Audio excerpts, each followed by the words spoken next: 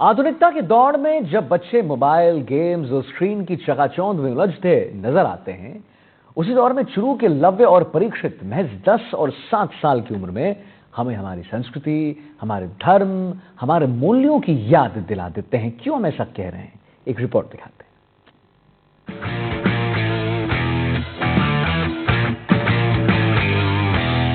आधुनिकता की अंधी दौड़ में जब बच्चे मोबाइल, गेम्स और स्क्रीन की चकाचौंध में उलझे हुए हैं, उसी दौर में राजस्थान के चुरू जिले से एक रोशनी की किरण जग रही है।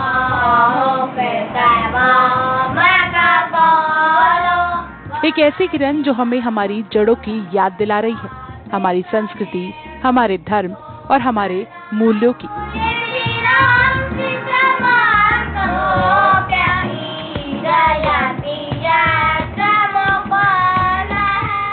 ये है लव्य हारित और परीक्षित हारित। उम्र महज 10 और 7 साल, लेकिन याद है इन्हें संपूर्ण श्रीमद् भगवत गीता, वो भी अर्थ सहित। रामचरितमानस की चौपाइयां, सुंदरकांड और श्रीमद् भागवत महापुराण के जटिल संस्कृत श्लोक भी इन्होंने ऐसे कंठस्थ याद किए हैं जैसे ये उनकी धड़कनों का हिस्सा हो।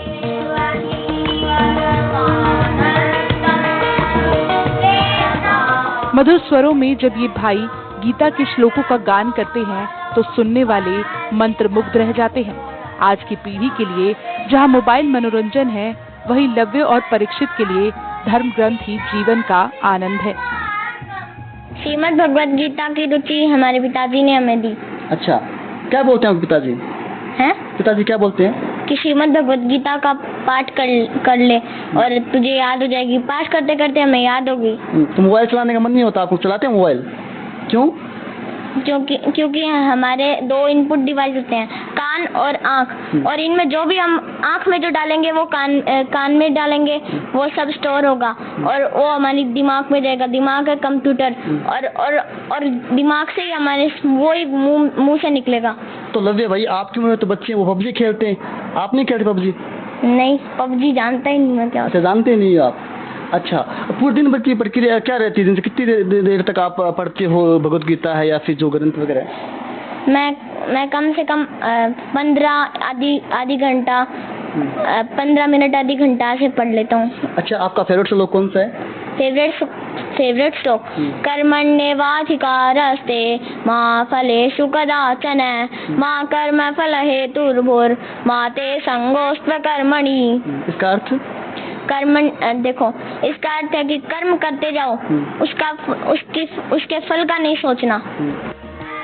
इनके इस अद्भुत संस्कार और ज्ञान के पीछे है इनका परिवार, विशेष रूप से माता पिता, जिन्होंने न सिर्फ बच्चों को समय दिया बल्कि उनके बाल मन संस्कृति के बीज बोए। पिता सुनील हारित कहते हैं, बच्चे वही सीखते हैं जो वो घर में देखते हैं। जब हम खुद धर्म ग्रंथ पढ़ते हैं, पूजा करते हैं, तो बच्चे भी उसी राह पर चलने लगते हैं। देखो, डॉक्टर, इंजीनियर तो बहुत सारे हैं। जैसे एक शिक्षक होता है, वो बड़ा इम्पोर्टेंट रोल प्ले करता है कि वो बच्चों को सही दिशा देता है। एक शिक्षक ही जैसे बहुत सारे इंजीनियर और डॉक्टर बनाता है, वैसे ही अंत में सबको जो है एक न एक दिन मरना है। तो कम से कम मरने से पहले वो तैयारी तो करनी ही चाहिए, भजन करके, भगवान के शरण में होकर के। और हम ही हमारे शास्त्रों को नहीं पढ़ेंगे तो दूसरा कौन पढ़ेगा?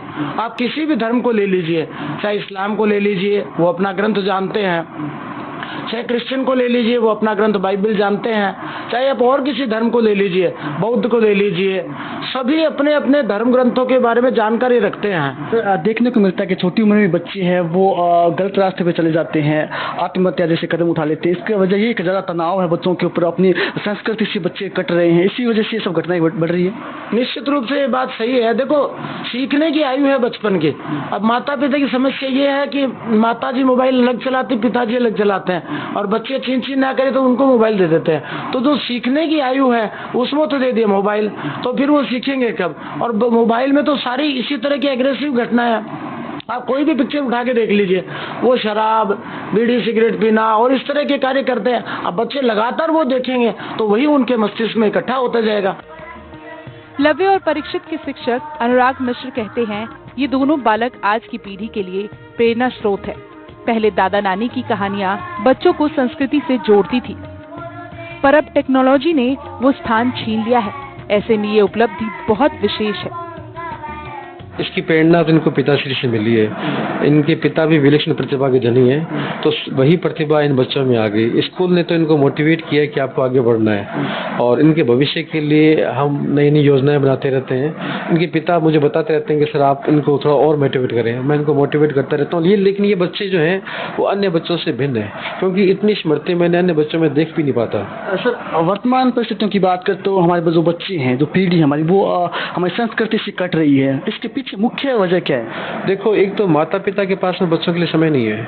माता पिता अपना समय बच्चों को देते नहीं, उनको मोबाइल दे देते हैं, 2-2, 3-3 घंटे छोड़ देते हैं। और वही बात जिसे बच्चे ने कही कि मोबाइल में जो हम देखते हैं वही हमारे मन मस्तिष्क में हो जाता है। तो आजकल बच्चे अग्रेसिव हो रहे हैं। कुछ बच्चे तो मतलब जुए वाला जो गेम होता है वो खेलने लग जाते हैं। तो मेरे हिसाब से माता पिता से बच्चों का अलगाव या अग्रेसिव होना, ये अलगाव का ही मुख्य कारण है, और मोबाइल इसका मुख्य रीजन है। हाल ही में दोनों बच्चे जीत के भी आए। कौन सी प्रतियोगिता थी, कहाँ जीत के? एक गीता ओलंपियाड प्रतियोगिता थी। इसने राष्ट्रीय विश्व स्तरीय पर उन्होंने प्रथम स्थान प्राप्त किया, जिसमें गीता के श्लोक इस उम्र में, ये शायद 15 वर्ष तक के बच्चों के लिए थी, जिन्होंने ऑनलाइन प्रतियोगिता में प्रथम स्थान प्राप्त किया है।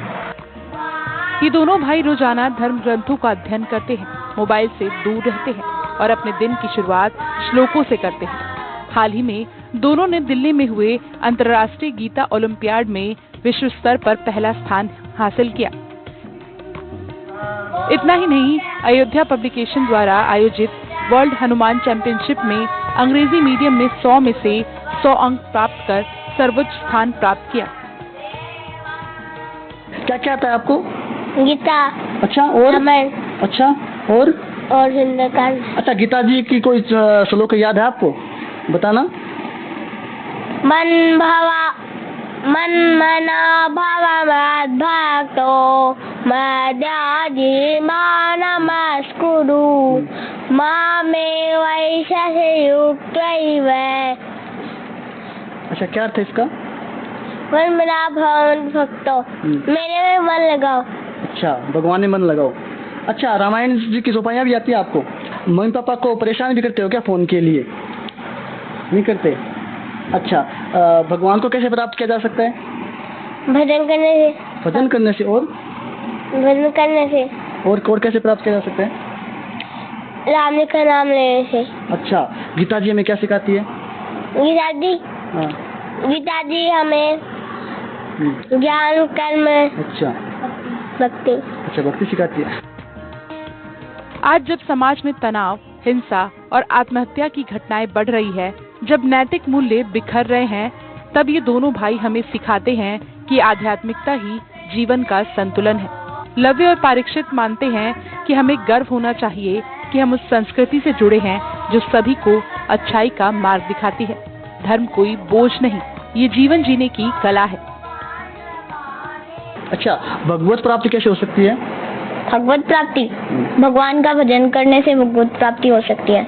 अच्छा, लेकिन आजकल हम देखते हैं कि कुछ लोग हैं वो धर्म को भी व्यापार बना रखा, उन्होंने धर्म के नाम पर पैसे कमाते हैं। आपको नहीं लगता ऐसा हो रहा है या नहीं हो रहा? ऐसा हो रहा है, ये गलत है चीज। व्यापार में कथावाचन नहीं करना चाहिए। कथावाचन करना है तो शुद्ध करना चाहिए, ऐसे व्यापार में नहीं करना चाहिए। वो तृष्णा क्या होता है वो? हाँ, तृष्णा कथा नहीं करनी चाहिए। अंतर क्या है इसमें? तृष्णा कथा क्या होती है? जो व्यापार करते हैं, जो ऐसे पैसे लेते हैं।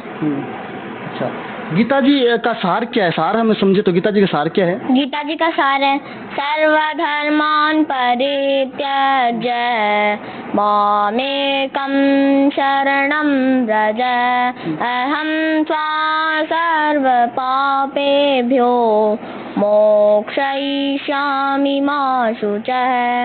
इसका अर्थ है कि हम भगवान की शरण में हो जाओ, सारे काम छोड़ दो, भगवान की शरण में हो जाओ। वाकई ये दोनों बच्चे नैतिक और सांस्कृतिक पूर्ण जागरण के प्रतिनिधि हैं। ये हमें आईना दिखाते हैं कि अगर हम चाहते हैं कि हमारी पीढ़ियां संस्कारी बने, तो हमें खुद संस्कारों का उदाहरण बनना होगा। क्योंकि आज जब दुनिया शोर कर रही है, तब भी एक छोटा स्वर शांति और सद्गुण की ओर बुला रहा है, बिल्कुल लव्य और परीक्षित की तरह। हमारी संस्कृति हमारी पहचान है, इसे बचाना केवल जिम्मेदारी नहीं, हमारा कर्तव्य है। क्या हम अपने बच्चों को सिर्फ आधुनिकता देंगे या उन्हें संस्कारों की थाती भी सौंपेंगे, ये फैसला हमें करना है। गजेंद्र चौहान के साथ ब्यूरो रिपोर्ट, NDTV, राजस्थान। तो फिर आखिर एक रुक रहे हैं छोटे से ब्रेक के लिए, लेकिन आप कहीं मत जाइए। खबरों का जो सिलसिला है वो लगातार जारी रहेगा। बस यूं गए यूं वापस आएंगे।